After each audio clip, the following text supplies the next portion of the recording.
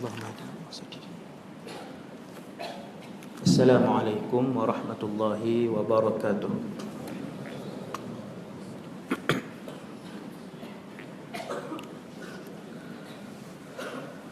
A'udzu billahi minasy syaithanir rajim. Bismillahirrahmanirrahim.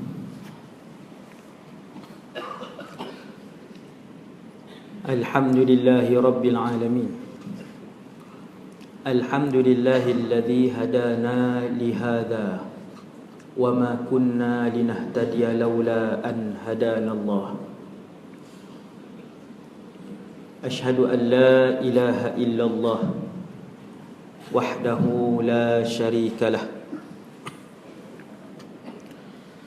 Wa ashhadu anna sayyidana Muhammadan abduhu wa rasuluh wa safiyyuhu wa khaliluhu khairu nabiyyin arsalahu Allahu ilal alami kullihi basyiran wa nadhira. Allahumma salli wa sallim wa barik wa azim wa an'im wa syarrif ala hadzal nabiyil karim. Salatan wa salaman daimaini mutalazimaini ila yaumiddin. Wala hawla wala quwwata illa billah al-aliyyil azim. Wala hawla wala quwwata illa billah al-aliyyil azim. Wala hawla wala quwwata illa billah al-aliyyil azim. Amma ba'd. Pertama sekali, nawaitul i'tikaf fi hadzal masjid sunnatan lillahi ta'ala. Radina billahi rabba, kami semua redha Allah Tuhan kami. Wa bil islami dina, kami semua redha Islam itu cara hidup kami.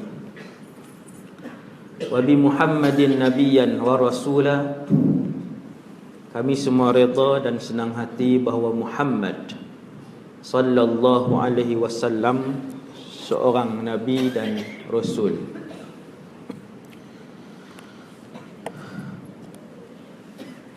Syukur alhamdulillah, pada malam ni Allah Subhanahu wa taala memberikan kesempatan untuk saya kali yang kedua berada di Masjid At-Taqwa, Durian Burung, Kuala Terengganu. Dan malam ni ada rakaman radio RTM. Saya kena kontrol macho sikit. Kalau tidak, saya kena kontrol lah kira. Tak boleh nak cerita lah, cerita-cerita yang apa, yang agak saya belajar di Syria 7 tahun, dan cerita-cerita yang sensasi itu sebenarnya yang panas sikit kan, banyak lah. Tapi dah masuk rakaman ni kena kawal sikit. Jadi tuan-tuan yang dirahmati Allah sekalian,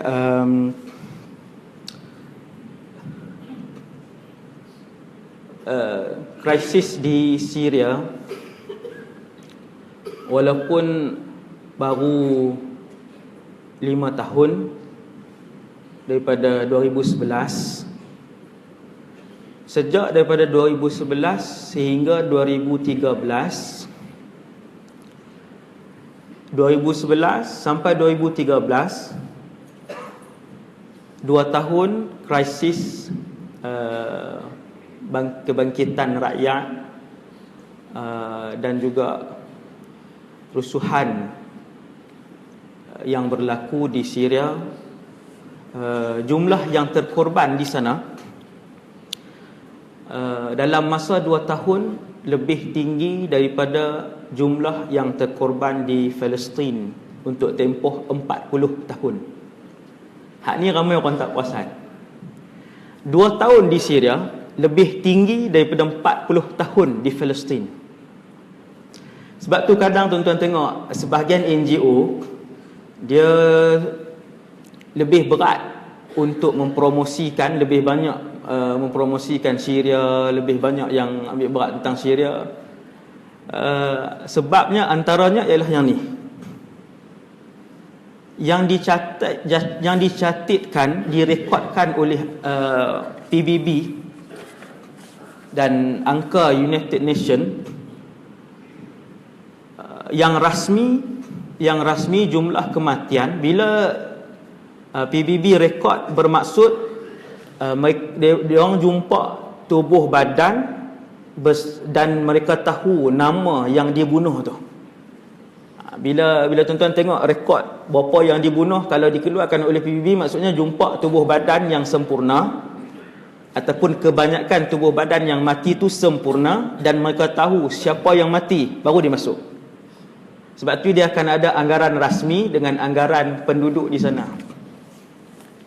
Kalau anggaran penduduk di sana sudah mencecah ratusan ribu yang mati, jutaan pelarian mati, ratusan ribu, 200 hingga 300 ribu mati, berganda-ganda, berkali-kali ganda daripada jumlah kematian umat Islam di Palestin. Bila kita tengok di kematian, kemusnahan umat Islam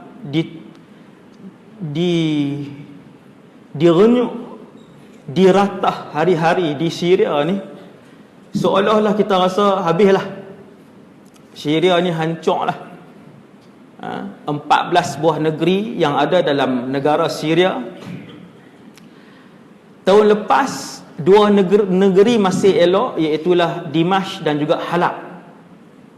Tahun ni akhir 2016 dan juga awal 2017, negeri yang elok hanya tinggal Dimash saja. Dimash dalam bahasa Arab, Damsyik dalam bahasa Melayu. Saya berjumpa dengan pelajar Melayu Malaysia yang keempat ataupun ketiga yang terakhir meninggalkan bumi Syria tahun lepas. Dia datang ke rumah saya dan banyak soalan lah. Dan dia junior saya lah waktu belajar dulu. Dia balik lambat, dia balik tahun lepas. Dia orang yang ketiga ataupun keempat yang paling akhir. Dia kata bandar-bandar lain tu rosak, hancur, roboh, kecuali negeri Dimash, iaitu ibu negara pada hari ini. Dia kata kalau ustaz pergi ke sempadan Dimash dengan negeri lain, maka dekat sempadan tu belah sini elok, sebelah sana dah padang jarak, boleh nampaklah sebelah sana saja.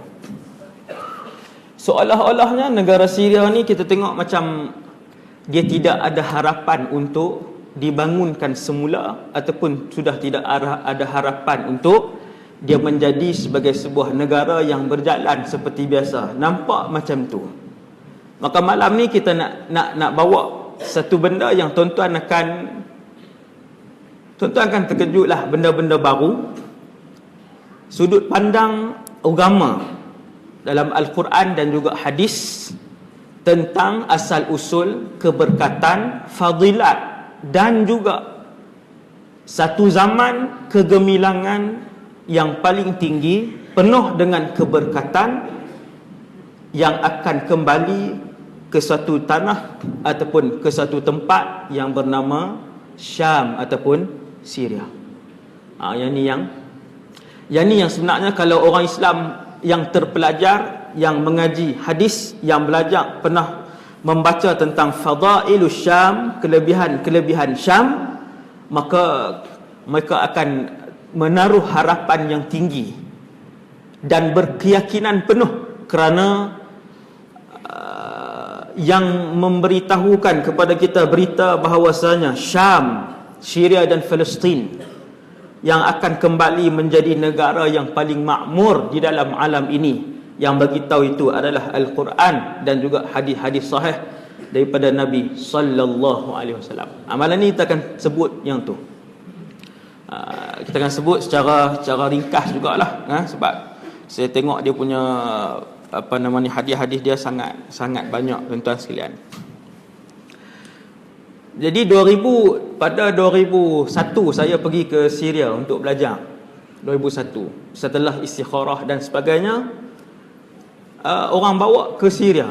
Jadi saya pun terbayang-bayang Syria ni di Afrika ke Asia Barat ke, tak tahu di mana.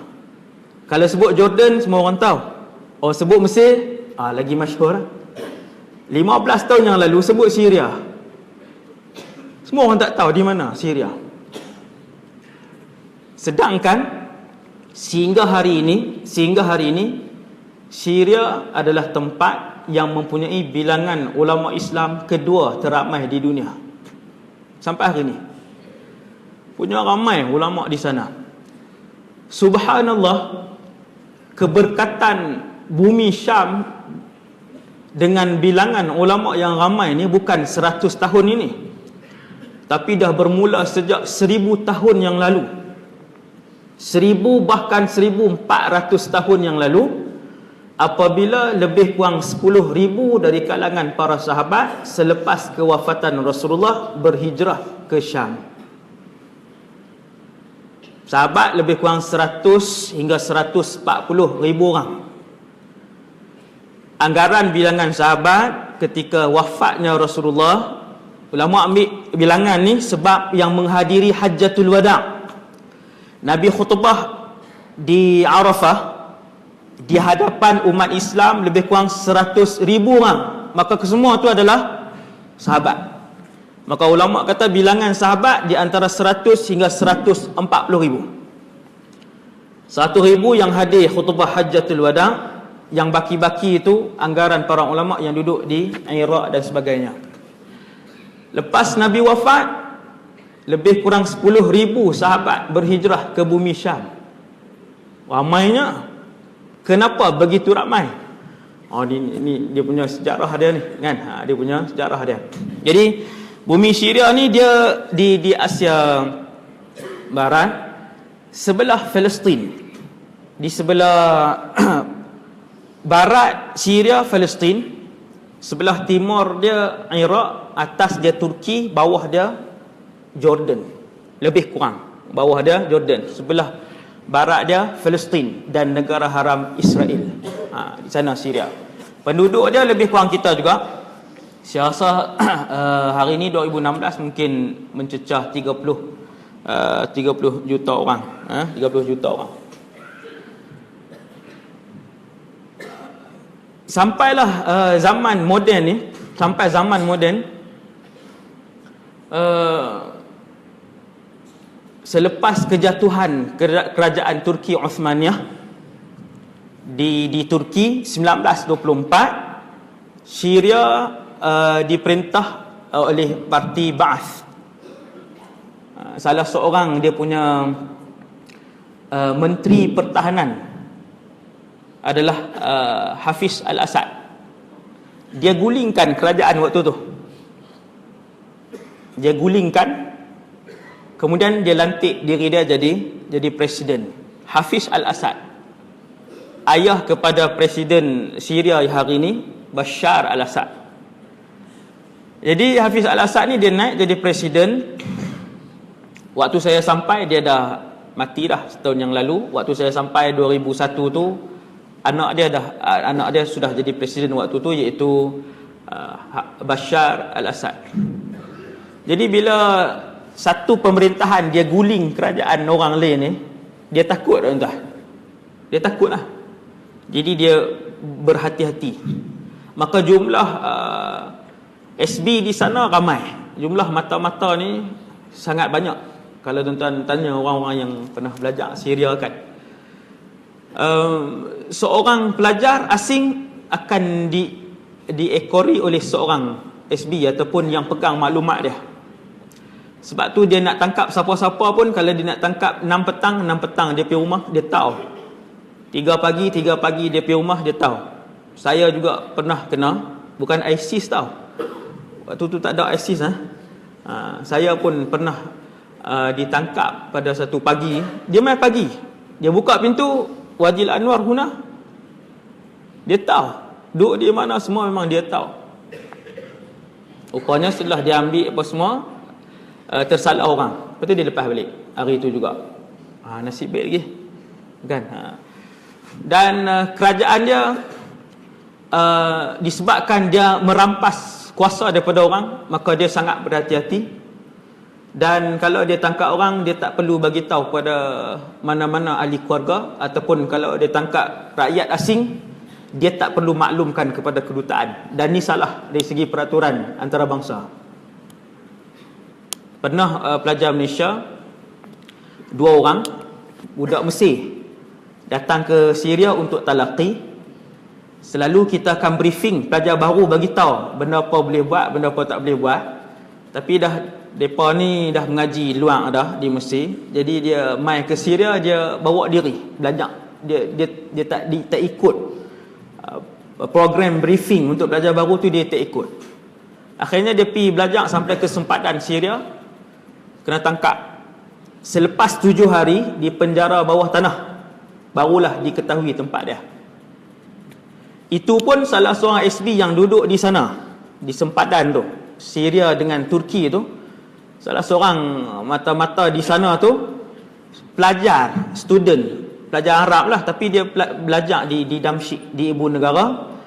Dia balik sana, dia turun pergi penjara. Tugas dia SB turun pergi penjara, dia tengok budak Malaysia. Dia pun telefon kami, Persatuan Pelajar Malaysia Syria. Kita pun jumpa dengan kedutaan kata tak boleh tangkap mana-mana warga negara, kecuali mesti dimaklumkan. Dia tangkap 7 hari, tak maklum apa, tak payah tanya nak jadi apa ke, tak boleh tanya.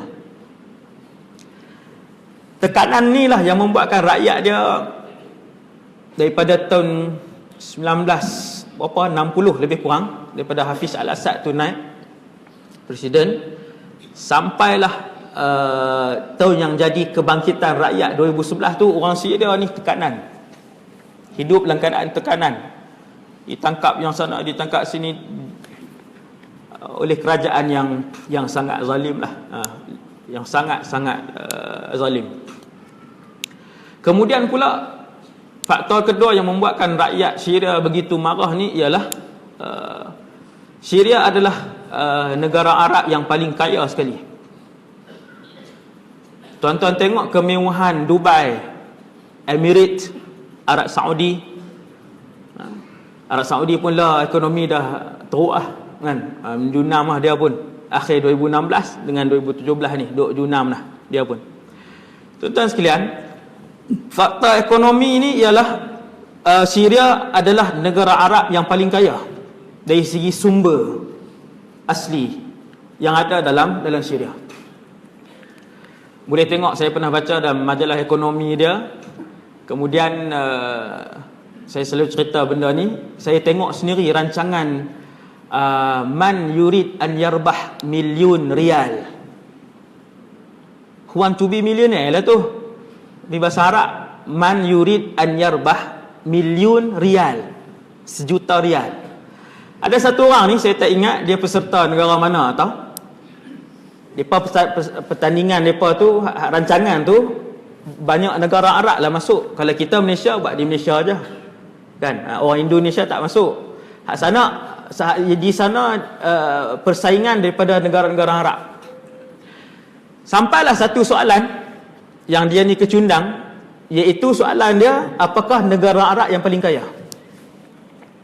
Jawapan dia yang saya ingat waktu tu 3 aja saya ingat. Memang masyhur lah, Imarat dalam bahasa Arab, negara Imarat, negara Saudi, negara Syria, As-Suriyah, Al-Jumhuriyah Al-Arabiyah As-Suriyah.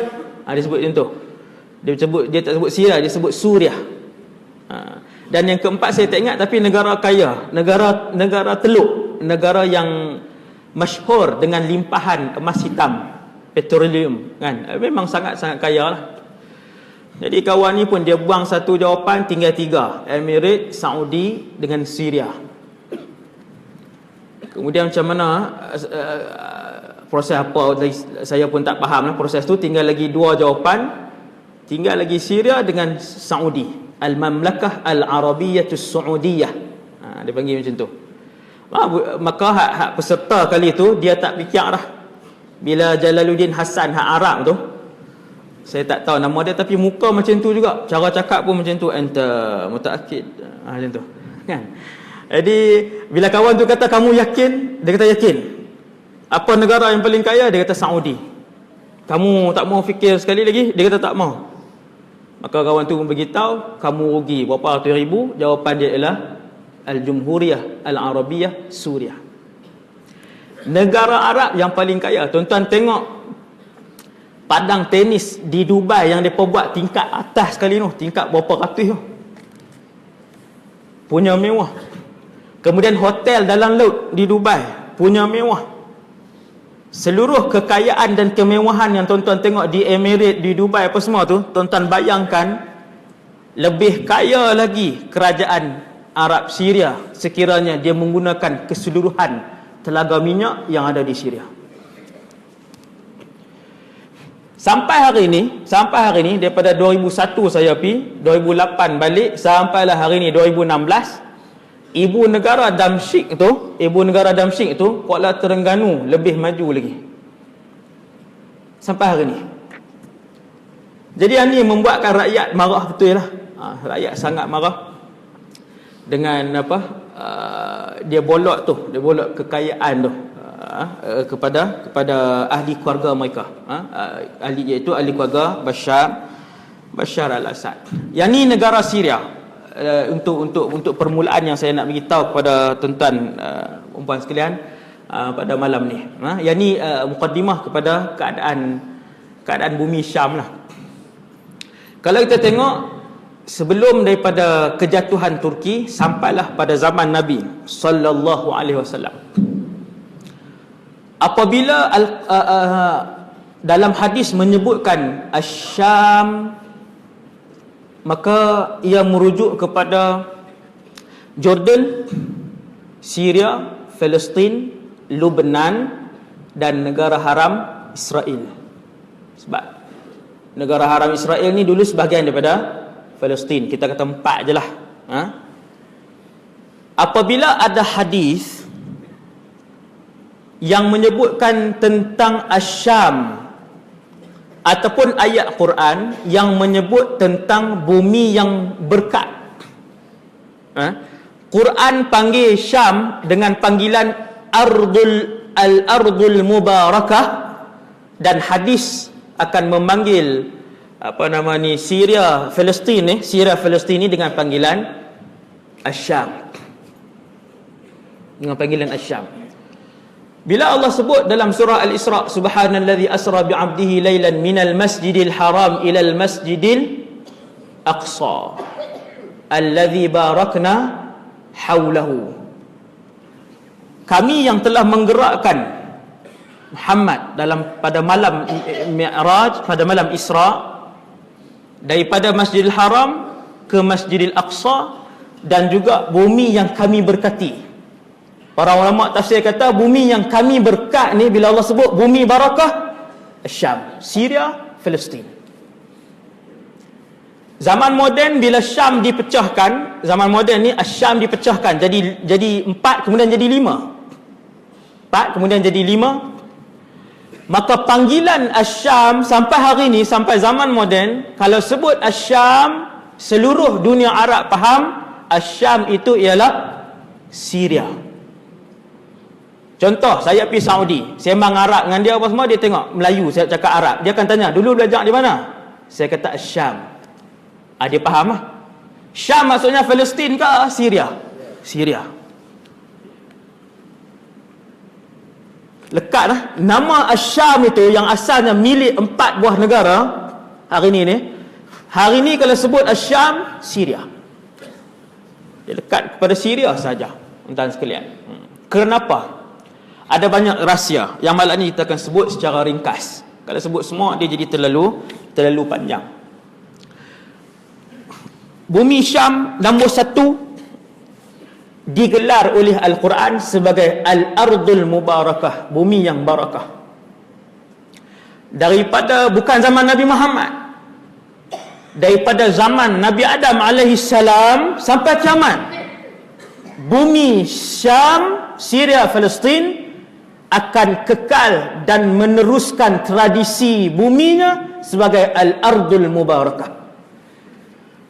Saya yakin pelajar-pelajar Syam yang ikut manhaj sunnah, betul-betul ikut, bukan pergi merapu, maka mereka akan melihat keberkatan bumi Syam. Mesti dia tengok keberkatan ulamanya, keberkatan rakyatnya, keberkatan hasil mahsul dia, keberkatan air dia, barakah, dan keberkatan doa di bumi Syam. Doa.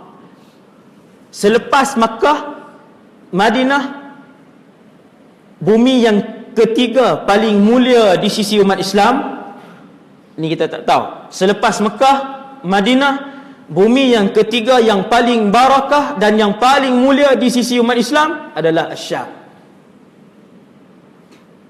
Sebab tu doa dia sangat mustajab.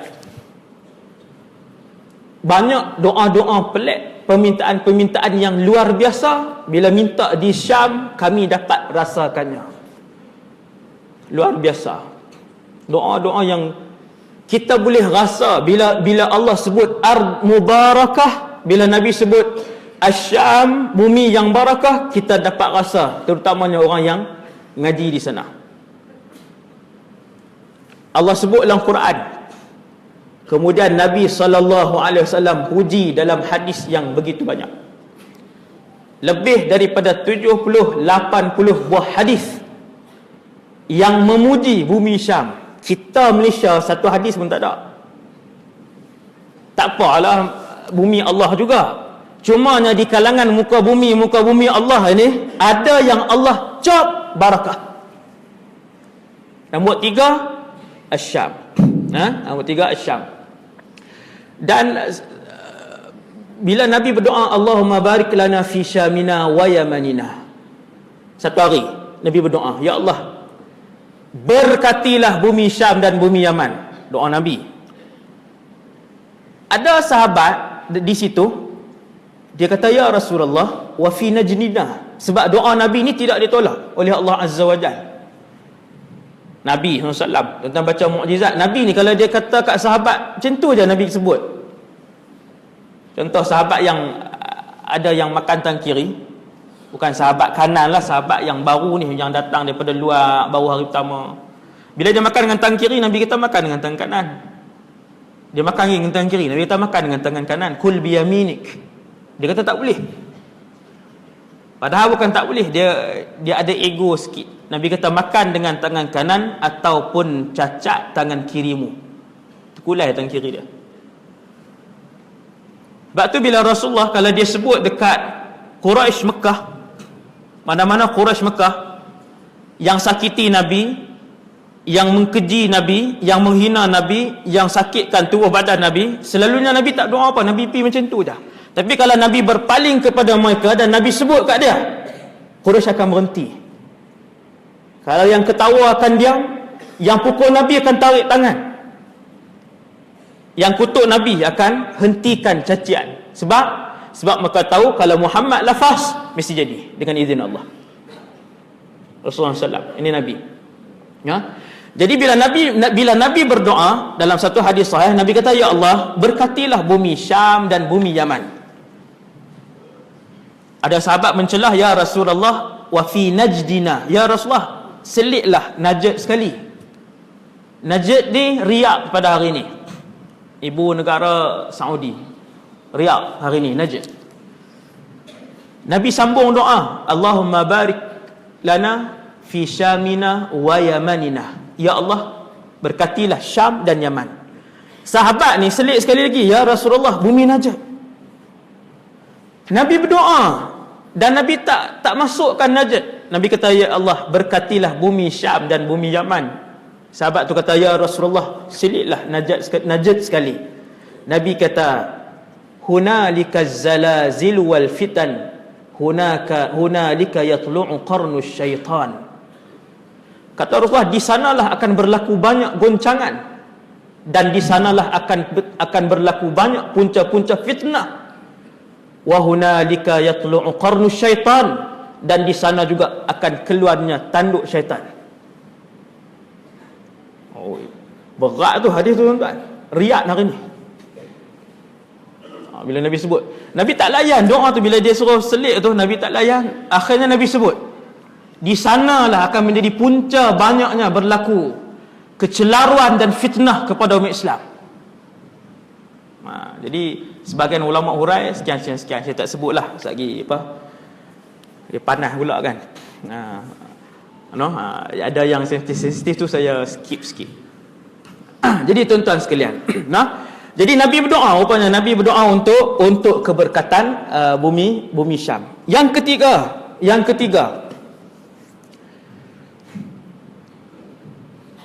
di atas muka bumi ni tuan-tuan, daripada zaman Nabi Adam sampailah kiamat, berapa triliun manusia, yang paling mulia di kalangan semua manusia ni adalah para nabi dan rasul. 124,000 orang nabi yang pernah dipilih oleh Allah Subhanahu wa taala, seperti yang disebut oleh Rasulullah dalam satu hadis, menjawab persoalan daripada para sahabat. Bila sahabat tanya kam adadul anbiya, Nabi kata 124,000 orang. Kemudian daripada 124,000 ini yang terbaik di atas alam ni, atas muka bumi ni, daripada berapa triliun, Allah pilih pula 313 Rasul. 313. Daripada 313, Allah ceritakan kepada kita nama mereka dan sebahagian kisah mereka di dalam Al-Quran. Allah pilih 25. Tentang buka Quran, daripada Al-Fatihah sampai An-Nas ada 25 orang Rasul. Ni hebat. Daripada 25 Rasul ini, Allah pilih ulul azmi 5 orang. Tuan-tuan, 25 Rasul yang Allah sebut dalam Quran, yang hebat ni, 25 tiang-tiang manusia ni, separuh daripada 25 itu berasal daripada Syam.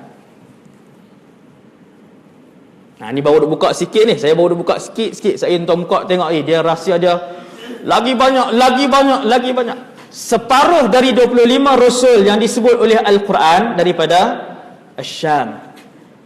Baik tuan-tuan, kalau tuan-tuan nak tahu nama-nama mereka, Nabi Lut, Nabi Ishaq, Nabi Isa, Nabi Yahya, Nabi Zakaria, Nabi Sulaiman, Nabi Yasa', Nabi Dawud, Nabi Zulkifl, Nabi Ayyub, Nabi Yaqub dan Nabi Ishaq. Allah sebut dalam Quran, wali Sulaiman ar-riha 'asifatan tajri bi amrihi ila al-ard allati barakna. Ayat dia, wali Sulaiman ar-riha 'asifatan tajri bi amrihi ila al-ard allati barakna fiha wa kunna bi kulli syai'in 'alimin.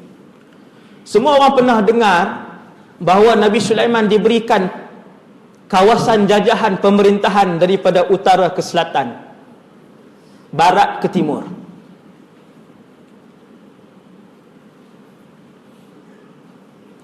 Dan dia pernah berdoa, Rabbi habli mulkan la yanbaghi li ahadin min ba'di. Ya Allah, kau kurniakanlah sebuah kerajaan kepadaku yang tidak pernah diberikan oleh mana-mana orang selepas aku. Nabi Sulaiman, antara mukjizat dia, Nabi Sulaiman ada sebuah kapal yang di atas kapal itu diletakkan, kata Sa'id ibn Jubair radhiyallahu anhu, salah seorang daripada kibar at-tabi'in, ulama tabi'in, diriwayatkan cerita ni. Nabi Sulaiman ni dia ada satu kapal kayu. Di atas kapal itu diletakkan 600,000 kursi. Di atas 600,000 tu, yang duduk atas kursi-kursi itu adalah orang-orang yang hebat dan juga jin-jin yang hebat. Maksudnya orang kanan kepada Nabi Sulaiman dan jin-jin kanan Nabi Sulaiman, 600,000 orang. Kemudian Nabi Sulaiman akan perintahkan burung untuk membentuk bumbung di atas kapal tu. Cerita ni ada sanad ni, bukan cerita macam tu ya, dia ada sanad. Sanad dia yang paling akhir adalah Sa'id bin Jubair. Awal sekali daripada Abi Hatim. Dia akan panggil burung untuk membentuk bumbung, dan kemudian dia akan panggil angin dia. Angin kencang, rih Asifah, bukan angin biasa tepi pantai yang tu bagi lena orang ni. Angin kencang, angin tu datang, dia akan duduk di bawah kapal tu, kemudian dia akan gerakkan kapal tu, membawa Nabi Sulaiman bersama dengan 600,000 orang. Di mana tuan-tuan pangkalan Nabi Sulaiman, kerajaan Nabi Sulaiman? Syam, bumi Syam. Separuh daripada Rasul daripada Syam. Itu antara keberkatan itulah. Apabila Quran puji dengan memberi gelaran Al-Ardul Mubarakah, Nabi mendoakan keberkatan bumi Syam dalam puluhan hadis yang saya tak sebut semua. Kalau sebut puji Nabi kepada bumi Syam 2 jam.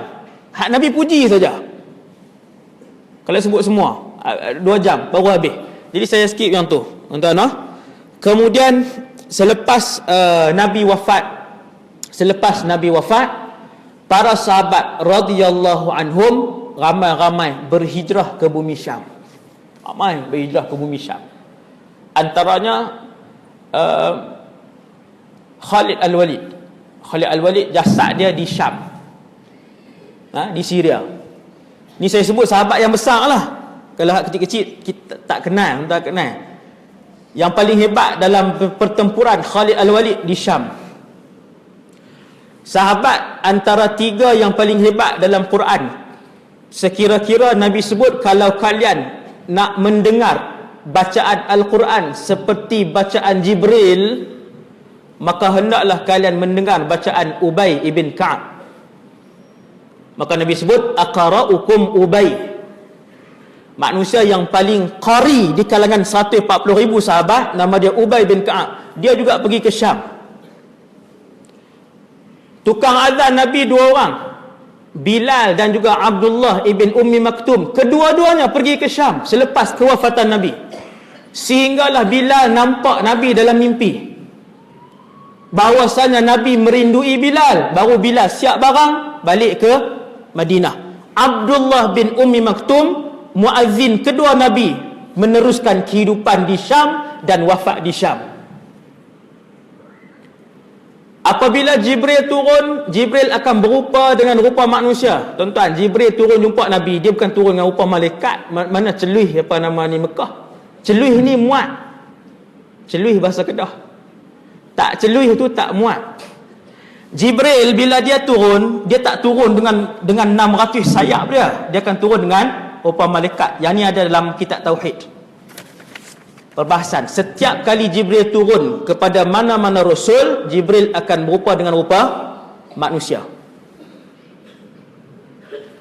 Maka rupa sahabat yang paling digemari oleh Jibril kerana kesolehannya dan ketampanannya, sahabat tu nama Dihyah Ibnul Khalifat Al-Kalbi.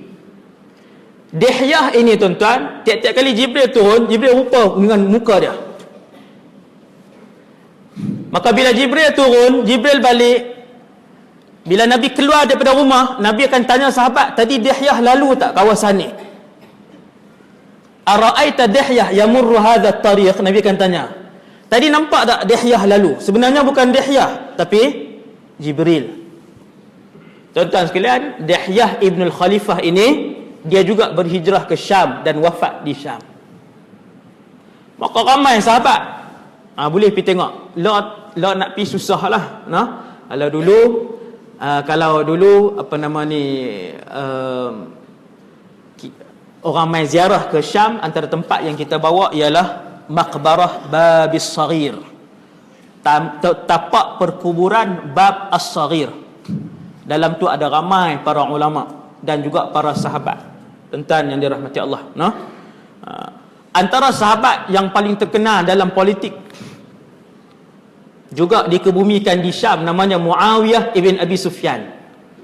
Lepas Sayyidina Ali syahid, selepas Sayyidina Ali mati syahid, tuan-tuan siapa naik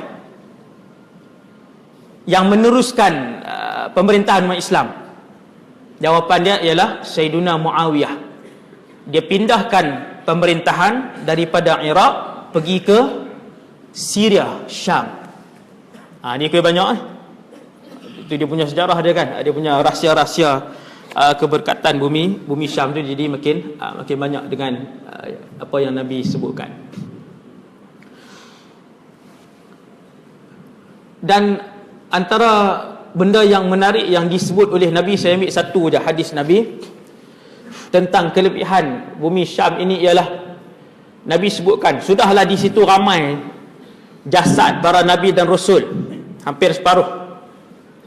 Kemudian para sahabat pun ramai, dengan pujian daripada Quran, doa daripada Nabi SAW. Bumi Syam juga didoakan oleh Rasulullah bahawasanya bumi Syam ini dijaga oleh Allah dan sentiasa dimenangkan oleh Allah dengan sekumpulan awliya yang hanya beredar legar di dalam bumi Syam. Bilangan mereka adalah 40 dan mereka dikenali sebagai Al-Abdal. Awliya yang nama Abdal hanya ada di Syam sahaja. Abdal. Al-Imam Sayyuti tulis tentang Al-Abdal fi Syam, dan banyak lagi beberapa buah buku lain yang dikarang oleh para ulama tentang kumpulan awliya ini. Arba'una rajulan, Nabi kata 40 orang lelaki Abdal, awliya, wali-wali sampai hari ini. Kullama mata rajulun minhum, setiap kali meninggal seorang, kalau jadi jumlah 39, Allah akan lantik seorang yang lain. Tapi tak ada majlis apa lah lantik. Bukannya majlis perlantikan bagi watikah, tak ada. Kira macam tu je Tuhan lantik. Dia tergolong salah seorang daripada 40 tadi. Bihim yunsarun wa bihim yurzaqun. Dengan doa dan keberkatan 40 orang ini, penduduk Syam diberi rezeki yang melimpah. Dengan doa dan keberkatan 40 orang ini, penduduk Syam diberikan keamanan oleh Allah Subhanahu Wa Taala. Kita kata hari ini tak aman pun Ustaz, nanti Ustaz. Tempoh tidak aman tu baru banyak ni je. 1400 tahun dia telah mengalami zaman kegemilangan dia di Syam ni. Tuan-tuan, kalau tuan-tuan tak faham lagi, selalu kita dengar Sayyidina Umar ibn Abdul Aziz. Pemerintahan Sayyidina Umar Abdul Aziz yang tidak ada orang miskin ketika zaman pemerintahan dia. Zaman Sayyidina Umar Abdul Aziz yang telah berlalu 1400 tahun yang lalu, lebih kurang 1400 tahun yang lalu, zaman Sayyidina Umar bin Abdul Aziz, ketika itu orang membawa emas dan tak tahu nak bagi kat siapa. Zaman tu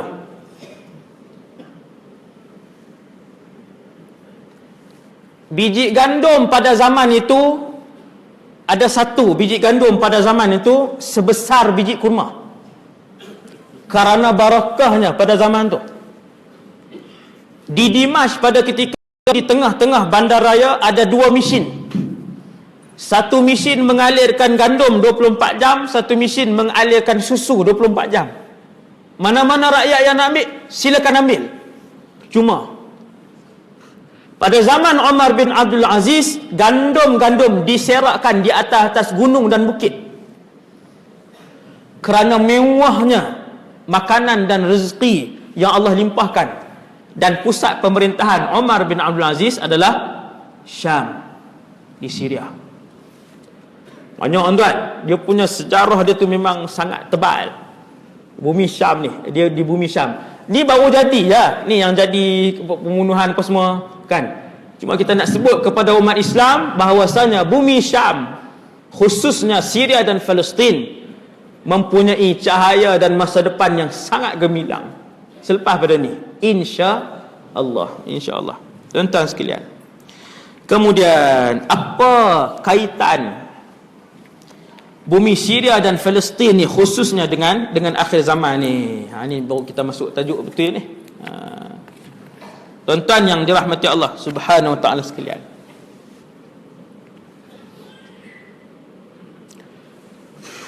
dalam satu hadis yang diriwayatkan dalam Sahih Muslim,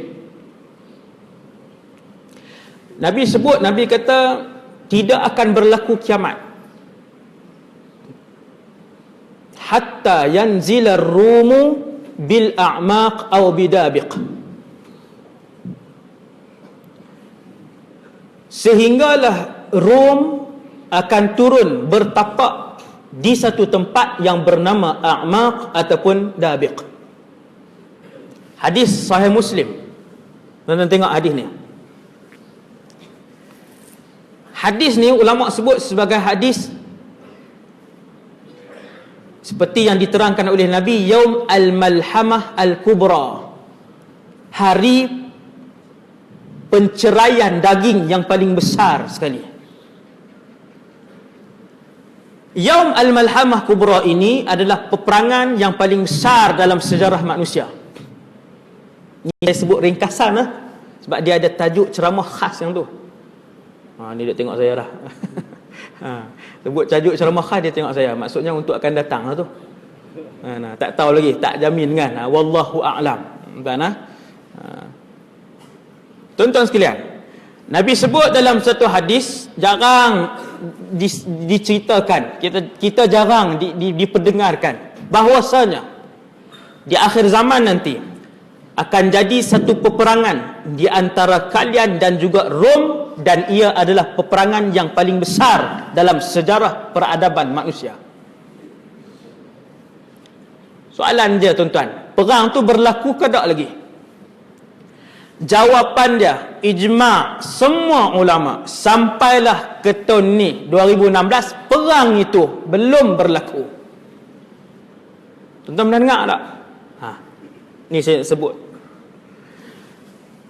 Dan fakta yang Nabi sebut dalam hadis tu tak perlu ditakwil dengan benda-benda lain dah, kerana Nabi sebut dengan jelas. Nabi kata Rom akan turun di satu tempat yang bernama A'maq, syakkar rawi Dabiq. Tempat tu nama A'maq, ataupun perawi hadis tu kata A'maq Nabi sebut, ataupun Dabiq. Tuan-tuan sekalian, A'maq dan Dabiq ini duduk sebelah-sebelah, dekat macam ni je. Sebelah macam tu je. Daerah kecil duduk macam tu je. Nama daerah yang disebut oleh Rasulullah itu ada sampai hari ini di Syria. Ini sejarah Syria ni tuan, ni yang nak sebut ni. Tuan-tuan yang dirahmati Allah, daerah kecil yang disebutkan oleh Rasulullah yang akan menjadi kem, tempat untuk tentera-tentera Rom berpengkalan, Nabi sebut A'maq. Tuan-tuan, pi hari ni A'maq dengan Dabiq ni satu kawasan tanah rata. Dia tak ada bangunan, hospital, sekolah, dia kawasan tanah rata, kosong. A'maq atau Dabiq.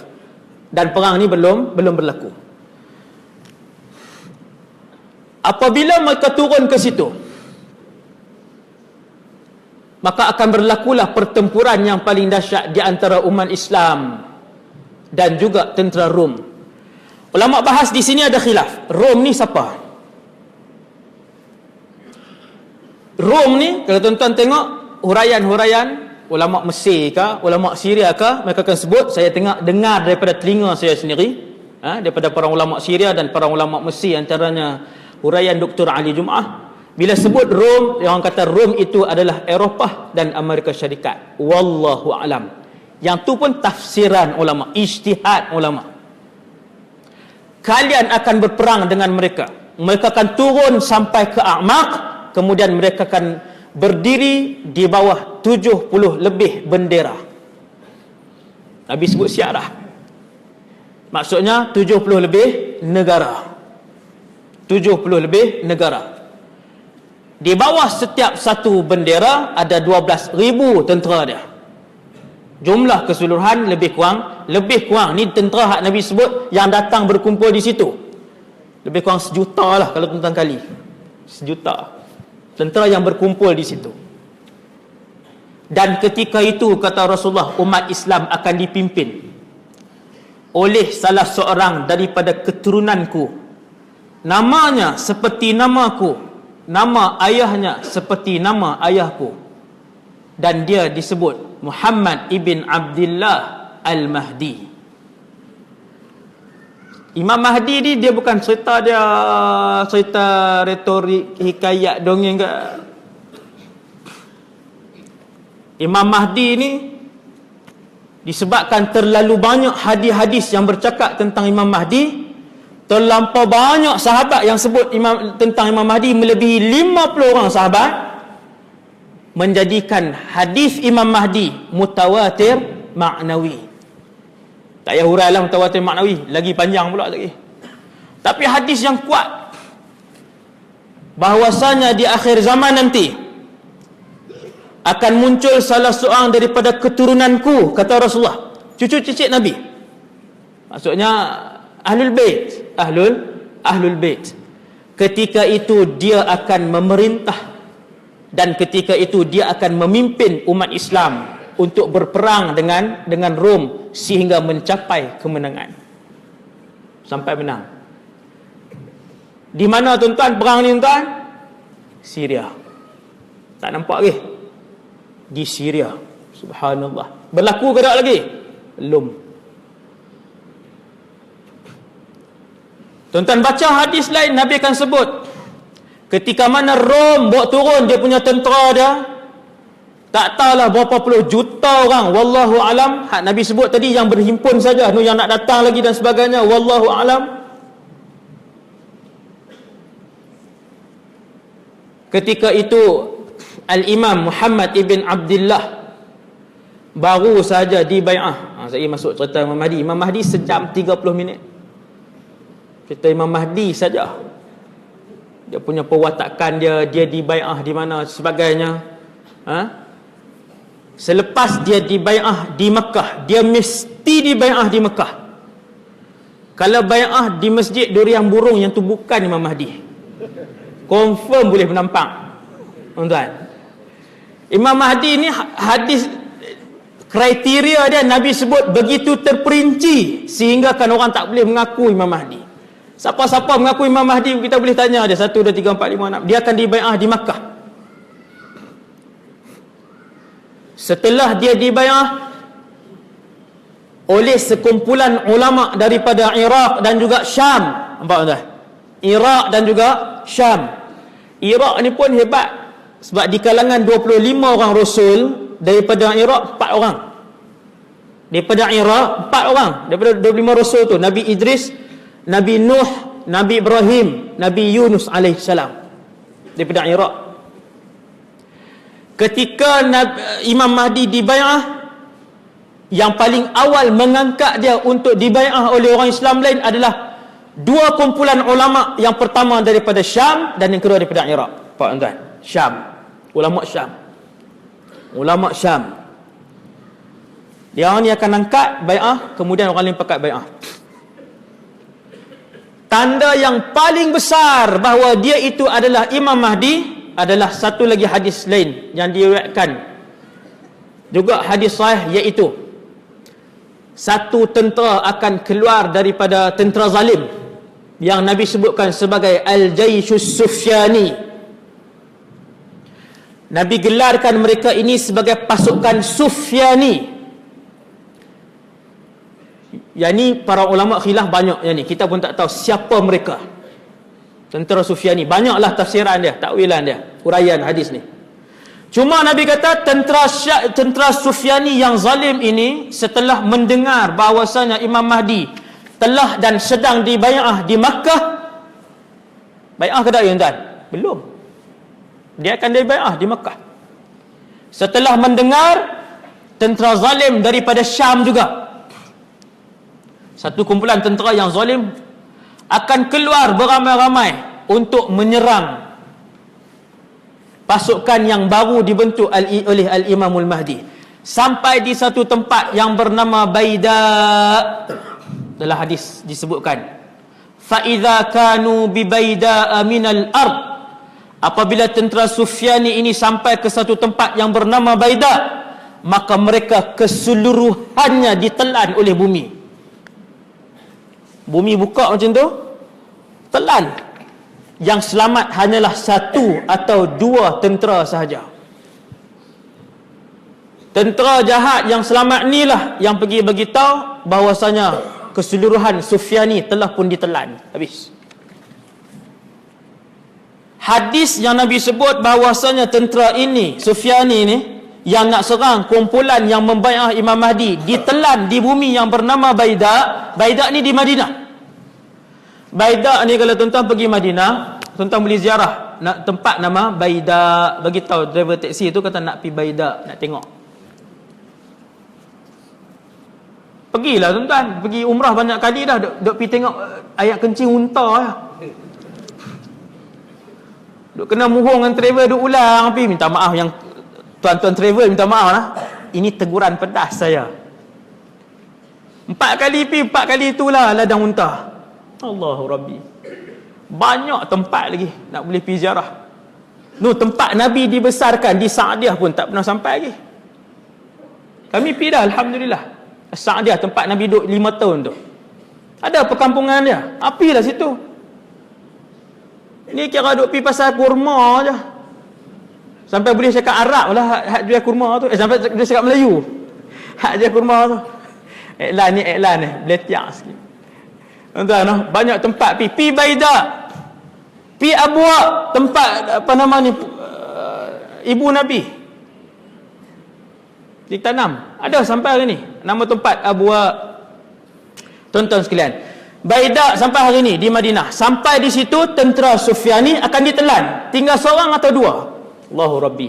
Itulah petanda paling besar bahawasanya yang sedang dibai'ah di Masjidil Haram Makkah itu adalah Al-Imam Muhammad ibn Abdullah Al-Mahdi. Cicit Rasulullah, cicit yang paling bawah, yang ke bawah kita tak tahu kan, silsilah dia Hasan dan Husain, dan dia adalah manusia yang paling bertakwa di atas muka bumi Allah ketika tu.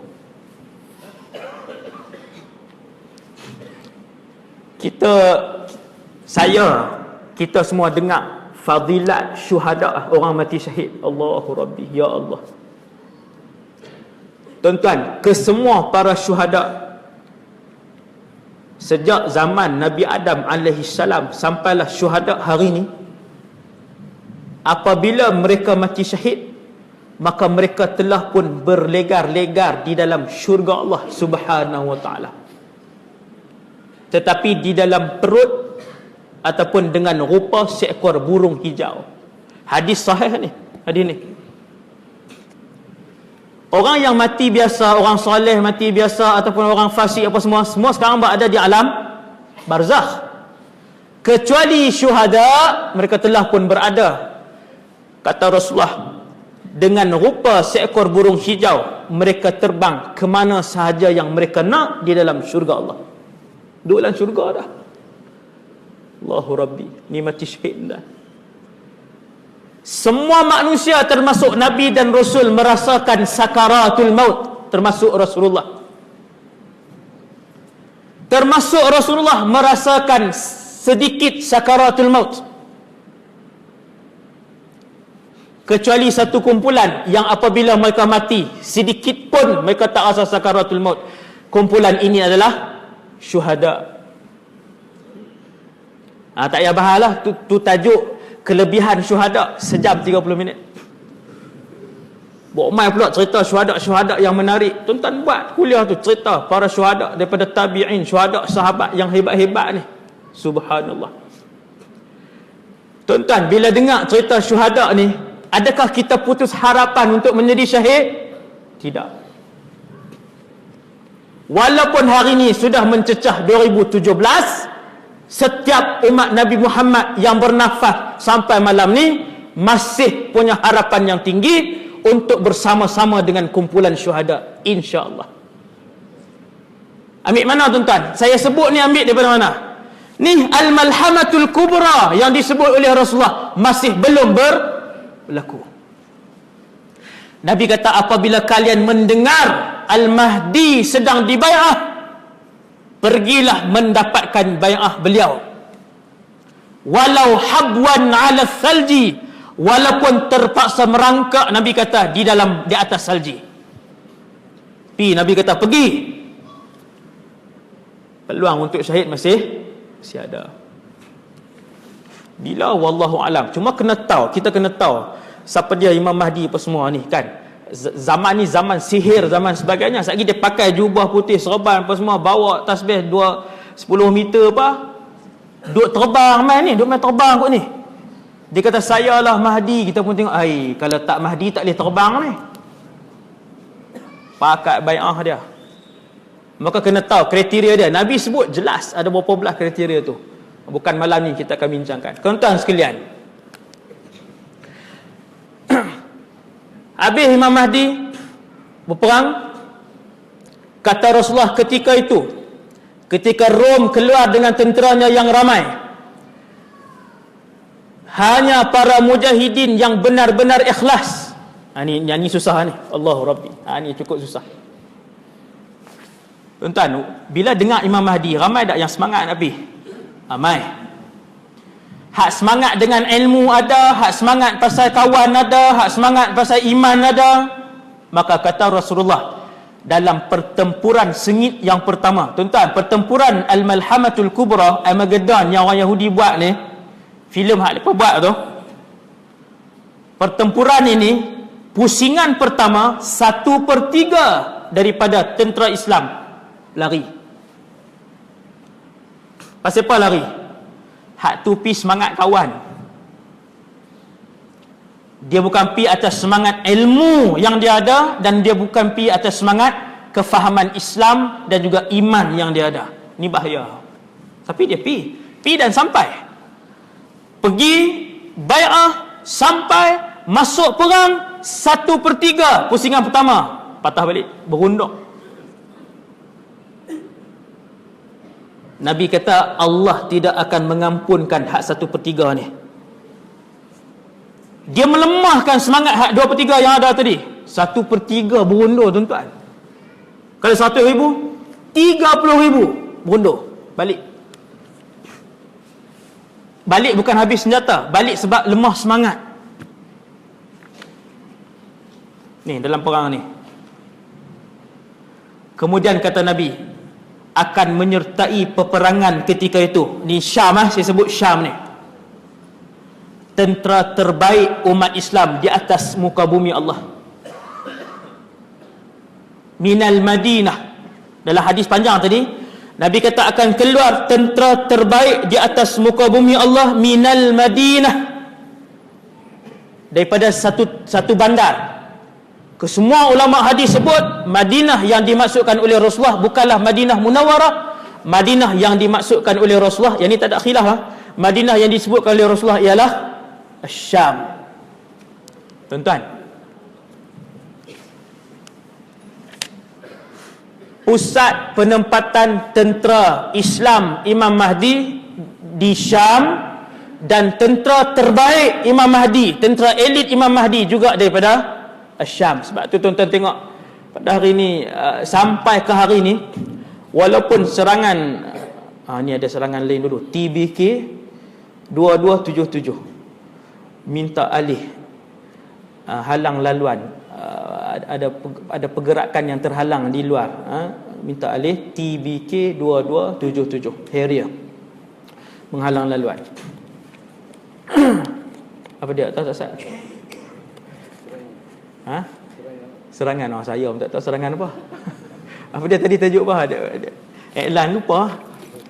Apa tadi ni? Allahumma salli ala Muhammad. Apa tadi? Serangan tadi.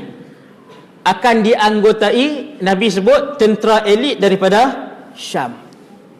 Daripada Syam juga. Imam Mahdi akan pusatkan pemerintahan dia, kumpul tentera apa semua di Syam. Yang ni sejarah Syam ni, yang akan jadi satu hari nanti. Kemudian kata Nabi, tentera-tentera yang paling kuat juga akan datang daripada Syam. Dan ketika itu fustatul muslimin, ketika terjadinya perang Al-Malhamatul Kubra, kubu perbentengan terakhir umat Islam yang paling ampuh adalah di satu tempat. Nabi kata yuqalu laha al-Ghutah. Nabi sebut nama tempat. Nama tempat itu adalah Ghutah. Ghutah ni di mana tuan-tuan? Di Damsyik juga. Benteng pertahanan terakhir yang paling ampuh umat Islam dalam peperangan Al-Malhamah Kubra, Nabi kata akan berlaku di Al-Ghutah. Di situ umat Islam akan berbenteng. Utah ni saya pernah sampai sebab saya ada keluarga angkat di sana. Dia Rif Dimash, dia pinggir kota Dimash. Kalau tuan-tuan boleh ziarah lagi Syam, seronok lah, boleh pergi tempat-tempat ni lah, tak boleh lah. No? Saya ada keluarga angkat di sana, di Jarba, Ghutah Gharbiyah kalau tak silap saya.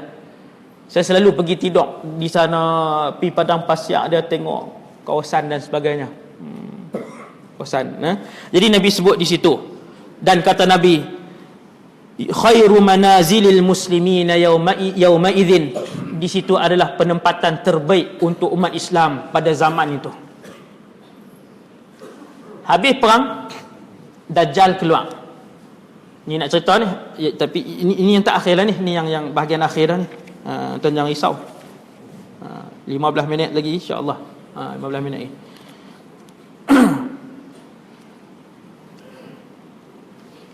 Habis peperangan, orang Islam menang. Ni saya ringkaskan.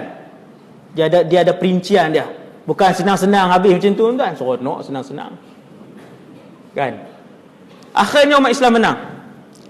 Selepas Al-Imam Mahdi menang, Dajjal pun isytiharkan diri dia Tuhan. Maksudnya dia munculkan diri dia. Tuan-tuan yang dirahmati Allah, Dajjal ialah tanda besar kiamat nombor 1. Tanda besar kiamat ada 10 yang besar. Bermula dengan Dajjal, berakhir dengan api. Tuan-tuan nak dengar ke? Ambil masa 8 jam 10 ni tu akan datang. Dajjal saja 2 jam. Dajjal, saya tak tipu, hadis tentang Dajjal 2 jam 10 ni, 8 jam lebih kurang. Nantilah kita sebut sikit je, trailer je. Ni trailer je, tuan-tuan tengok. Bumi Syam, Bumi Syam. Setelah Imam Mahdi menang, Dajjal pun isytiharkan diri dia Tuhan. Di Iran, Asfahan ataupun Khurasan, Nabi sebut trailer, 2 tempat. Sama ada Asfahan ataupun Khurasan, 2 tempat. Dia akan isytihar di sana bersama dengan 70,000 tentera elit Dajjal. Tu dah cerita sikit tu. Kemudian datang menyerang Imam Mahdi. Berlaku pertempuran di antara tentera Dajjal dengan Imam Mahdi. Akhirnya Imam Mahdi tak boleh nak sekat kemarahan tentera Dajjal.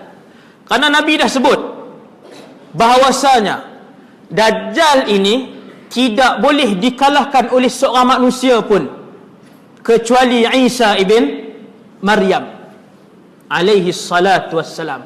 Nabi Isa seorang lah. Ataupun kalau Rasulullah hidup, Nabi pernah sebut, kalau aku hidup pada zaman Dajjal muncul, fa ana hajijuh, aku yang akan berlawan dengan dia.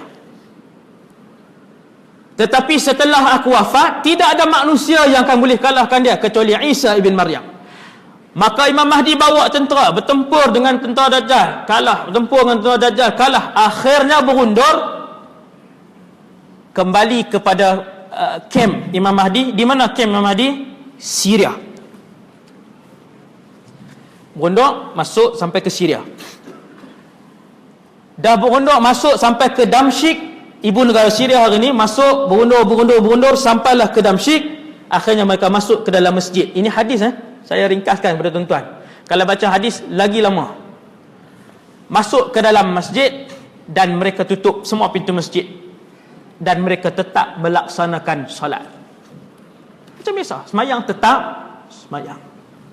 Sebab tu dalam perang tuan-tuan, kalau perang 3 hari berturut-turut, para sahabat, tabi'in, pejuang-pejuang zaman Khalidunul Walid, zaman Salahuddin Al-Ayyubi rahimahullah, kesemuanya solat walaupun ketika perang.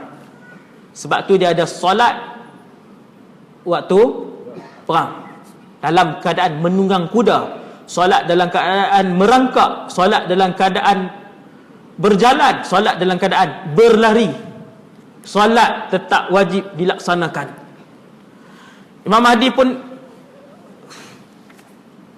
meneruskan solat, kata Rasulullah, sampailah satu ketika mereka nak laksanakan solat subuh dalam satu riwayat, Dia ada dua riwayat, kedua-duanya sahih. Kita ambil yang subuh untuk cerita kan. Jadi buat saf dalam masjid. Al-Imam Mahdi berada di depan untuk mengimamkan solat subuh tersebut. Setelah diiqamah, maka Al-Imam Al-Mahdi pun angkat takbir Allahu Akbar. Bila angkat takbir Allahu Akbar, bunyi satu suara di belakang. Maka yang tak angkat takbir lagi ni, yang duk perbetul kain pelikat apa semua ni, geng lambat sikit kan, soh belakang ni, baru duk tanya main mana, tanya kawan dia kan. Atau mujahidin tak ada lah macam tu kan, kita lah. Bila Imam Mahdi dah angkat takbir Allahu Akbar, bunyi suara di belakang, maka yang soh-soh belakang ni mereka pun menoleh ke belakang dan melihat. Ketika itu Nabi Isa ibn Maryam sedang turun dan telah pun mendarat di atas menara putih di sebuah masjid. Hadis dia saya sebut sikit. Yanzilu Isa ala al-manaratil bayda syarqiyya Dimashq baina mahrudatain wadi'an yadayhi ala ajnihati malakain. Hadis itu sahih. Ketika itu tentera-tentera Imam Mahdi yang belum bertakbir, setelah mendengar suara berpaling ke belakang, melihat Isa ibn Maryam yang sedang turun memakai dua lapis jubah. Kita tengok kan ulama-ulama Syria, ulama Mesir, dia dua lapis jubah kan, dia panggil mahrudatain. Jubah dalam dengan jubah yang dua tu, disar dan syiar. Disar dan syiar tu bahasa Arab lah. Jadi Nabi Isa pakai macam tu, dan di rambutnya seolah-olah turun air, seakan-akan baginda baru keluar selesai daripada mandi, macam baru mandi ni dia. Nabi sebut sifat dia. Ketika Isa ibn Maryam itu turun, tangan kanannya diletakkan di atas sayap malaikat dan tangan kirinya diletakkan di atas sayap malaikat. Hadis sahih. Di mana Nabi Isa akan turun? Syria. Ini dia punya, ini keberkatan dan rahsia besar yang dikandung bumi Syria dan Palestin. Nabi Isa turun, tuan-tuan. Bila mujahidin, tentera-tentera Imam Mahdi ni tengok, mereka pun sebut Isa ibn Maryam. Adakah mereka pernah melihat Nabi Isa? Jawapannya tidak. Tetapi mereka adalah di kalangan orang-orang yang pernah belajar hadis-hadis Nabi yang menyebutkan tentang ciri-ciri Nabi Isa. Siapa lagi kalau nak turun macam tu? Dan Nabi sebut pula dalam hadis yang saya sebut tadi, Isa bin Maryam alaihi salam akan turun di menara putih syarqiyya Dimashq, timur Damsyik. Sebahagian ulama-ulama, ramai di kalangan ulama kata menara itu adalah menara kepada Masjid Al-Umawi. Tak semua ulama kata masjid itulah, sebahagian, antaranya Al-Imam Ibn Kathir, Al-Imam Ibn Taymiyah kan. Dia tunjuk Imam Ibn Taymiyah waktu baca hadis ni, dia kata menara yang dimaksudkan oleh Rasulullah adalah menara itu. Tuan-tuan pergi ke Dimashq, ada sebuah masjid nama Jami' Al-Umawi. Sangat cantik masjid tu. Dalam masjid tu ada sebuah menara besar warna putih. Di dalam masjid tu Imam Nawawi pernah mengajar, Imam Ibn Kathir pernah mengajar, Imam Ghazali pernah mengajar dalam masjid tu. Imam-imam besar. Jadi tuan-tuan, Nabi Isa pun turun, dia ke depan. Bila Nabi Isa nak masuk saf, Imam Mahdi nak ke belakang. Sebab apa? Rasul. Bila dia nak ke belakang, Nabi Isa memegang bahu Mahdi. Antum, kalian adalah imam sesama kalian. Takrumatullahi lihadhil ummah, kemuliaan yang Allah tentukan untuk umat ini, umat Nabi Muhammad. Mulia umat Nabi Muhammad. Maksud Nabi Isa ialah Nabi Isa nak beritahu bahawa wahai Mahdi, tetaplah kamu sebagai imam, kerana kalian telah ditentukan oleh Allah untuk menjadi imam sesama kalian. Walaupun yang main ni Isa bin Maryam, maka Imam Mahdi pun meneruskan imam. bagi salam apa semua, tak payah tanyalah baca qunut ke tak kan. Yang tu nanti siapa yang duduk tahun tu dia tengoklah Nabi Isa ikut Imam Mahdi ikut mazhab mana kan. Wallahu alam. Jadi habis solat Nabi Isa pun berjalan, kata Rasulullah, menuju ke pintu masjid, dan dia pun merentak pintu masjid tu buka, dan di hadapan pintu itu adalah Dajjal. Dajjal ni orang lah. Tak payah cerita lah nanti yang tu. Buka pintu masjid, nampak Dajjal. Di belakangnya adalah 70,000 tentera elit dia tadi. Memang semua hidup lah. Memang tak ada siapa boleh lawan. Akhirnya kata Rasulullah, apabila Dajjal melihat Nabi Isa, dia pun ketakutan. Dan tubuhnya hampir yazub, hampir mencair. Tengok aja tuan-tuan, bukan lawan. Tengok.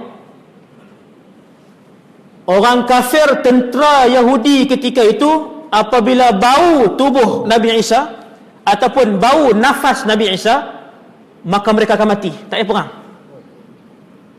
Hadis ni, tentera kafir ketika itu, yang mana yang bila Nabi Isa bernafas sampai dekat dia, mati, lari. Maka berlarilah Dajjal dan tentera pasukan khas dia yang ramai tadi, berlari menuju ke Palestin.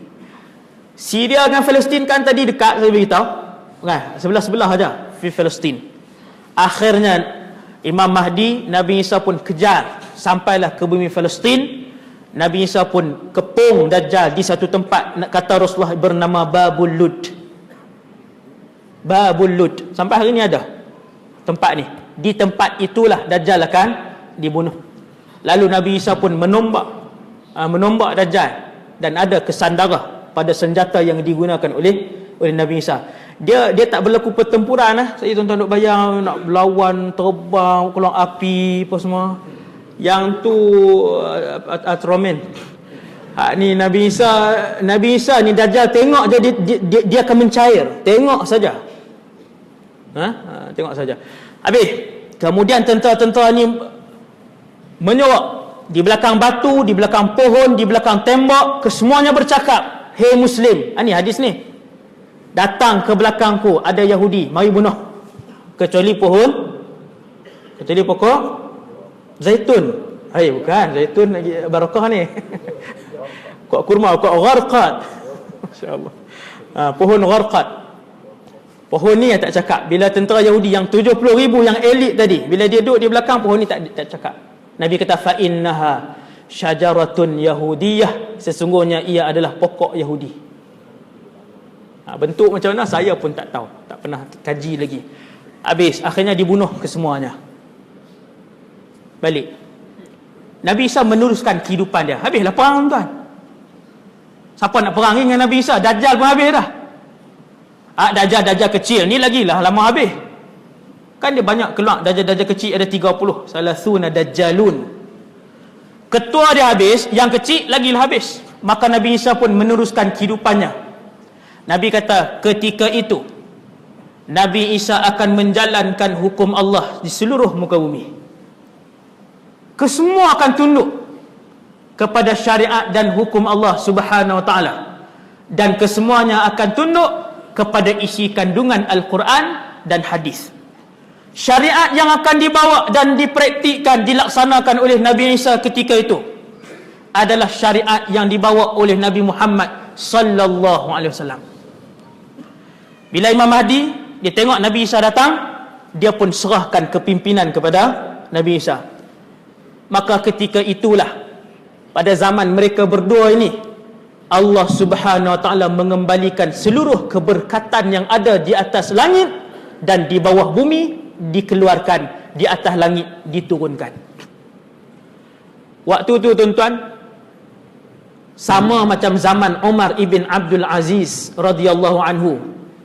Tidak ada lagi orang yang berhak untuk menerima zakat, kerana semua umat Islam adalah jutawan.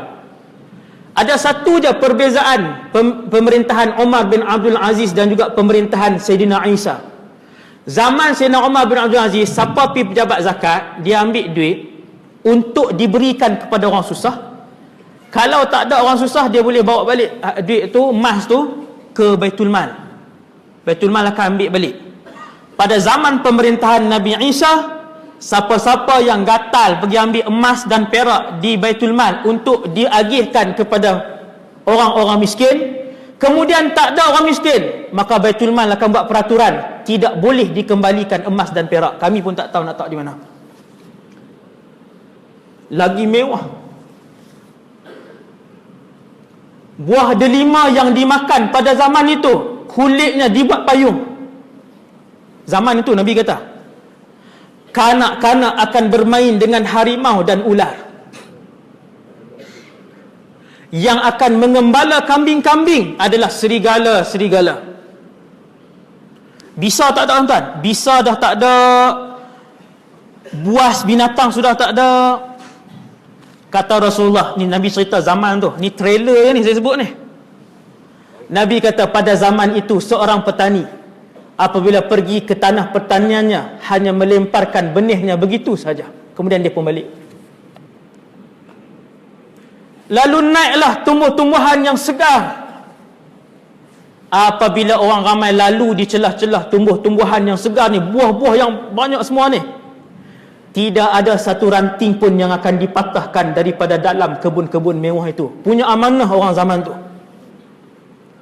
Tuan-tuan, zaman tu berlalu ke belum? Belum. Allahu Rabbi. Betapa kita, Allahu Akbar, teringin sangat kalau Allah Ta'ala muliakan kita untuk berada pada zaman tu. Cuma nak pergi ke zaman tu, tuan-tuan, kena lalu satu zaman yang paling sukar. Satu, berdepan dengan fitnah Dajjal. Dajjal ni bila dia keluar, semua fasik akan ikut Dajjal. Tuan-tuan, fasik ni apa fasik? Orang tak tutup aurat fasik. Zaman hari ni tak tutup aurat. Inna lillah wa inna ilaihi raji'un. Nabi kata kesemua fasik ketika Dajjal keluar akan ikut Dajjal. Murtad, mensyirikkan Allah Azza wa Jal dan menjadi pengikut Dajjal. Ramai tak zaman ni? Kalau sehari semayang 3 waktu, tinggal 2 waktu, fasik. Betapa ramai umat Islam yang akan ikut ketika tu. Wal'iyadzubillah, wal'iyadzubillah. Akhirnya tuan-tuan, habis Nabi Isa, dia duduk dengan kita, dengan umat Islam ketika tu selama 40 tahun, kata Rasulullah. Dia berkahwin, dia beranak pinak. Untung muslimah jadi isteri Nabi Isa. Allahu Rabbi. Beranak pinak.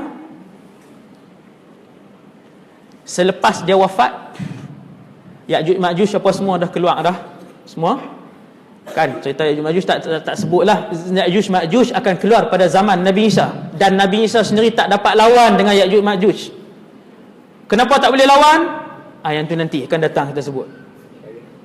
Tuan-tuan sekalian, Nabi Isa pun wafat.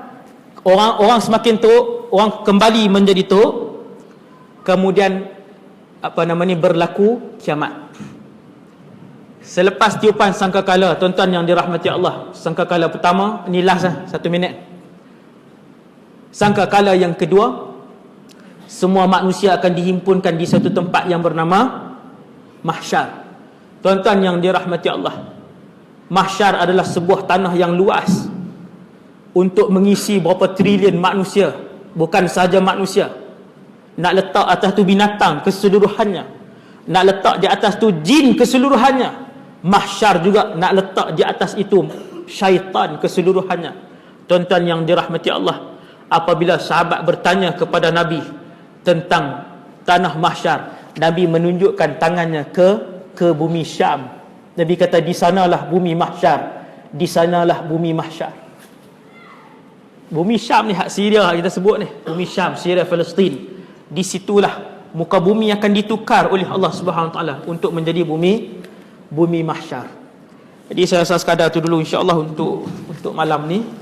Yang baik daripada Allah Subhanahu Wa Taala, yang lemah dan kurang daripada diri saya sendiri. Jualan barangan sunnah dan jualan CD album sulung Ustaz Ahmad Muzani Abdul Rahman berjudul Tubna, kami bertaubat kepada Allah, jualan di tepi masjid sebelah kiri saya. Luar. Jualan di tepi masjid di sebelah kiri saya, CD ni. CD. Ini bukan saya, bukan CD saya. Saya duk kata muka tak sama pula. Memang yang ni Ustaz Ahmad Muzani. CD album sulung Ustaz Ahmad Muzani. Sekadar tu dulu, insya-Allah. Subhanakallahumma bihamdik asyhadu an la ilaha illa ant astaghfiruka wa atubu ilaik. Bismillahirrahmanirrahim. Wal 'asr innal insana lafi khusrin illa alladhina amanu wa 'amilus solihati wa tawassaw bil haqqi wa tawassaw. Bismillahirrahmanirrahim. Alhamdulillahi rabbil alamin wassalatu wassalamu ala asyrafil anbiya'i wal mursalin wa ala alihi wa sahbihi ajma'in. Allahumma 'allimna ma yanfa'una, ya Allah, ajarkanlah ilmu yang bermanfaat kepada kami. Wanfa'na bima 'allamtana, ya Allah, manfaatkanlah ilmu yang kau curahkan kepada kami. Wazidna ilman wa amalan wa ikhlasan fi hayatina. Tambahkanlah kepada kami, ya Allah, ilmu, amal, ibadah dan keikhlasan dalam kehidupan kami. Ya Allah, ya Tuhan kami, sekiranya ada di kalangan kami ini, ya Allah, yang dimuliakan oleh-Mu sebagai ahli syurga, ya Allah, maka ya Allah, masukkanlah kami juga bersama-sama dengan beliau, ya Allah, kerana beliau juga sedang menadah tangan memohon dan berdoa kepadamu dengan doa ini pada malam ini, ya Allah. Ya Allah, ya Tuhan kami, matikanlah kami dengan husnul khatimah. Janganlah kau pilih kematian kepada kami kematian yang su'ul khatimah. Wassallallahu ala sayyidina Muhammad wa ala alihi wa sahbihi wasallam. Walhamdulillahi rabbil alamin. Assalamualaikum warahmatullahi wabarakatuh.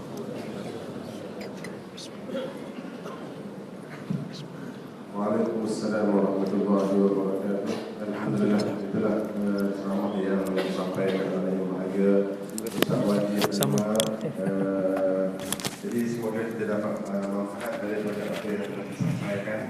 Dan sedikit pengumuman untuk kuliah subuh pagi besok di masjid kita akan bersama dengan Ustaz Syah Mugen. Ustaz Syah Mugen bertajuk Hakikat Islam dan Agama Lain. Beliau pernah menganut agama lain selain daripada agama Islam. Mungkin perkongsian yang akan disampaikan pagi besok.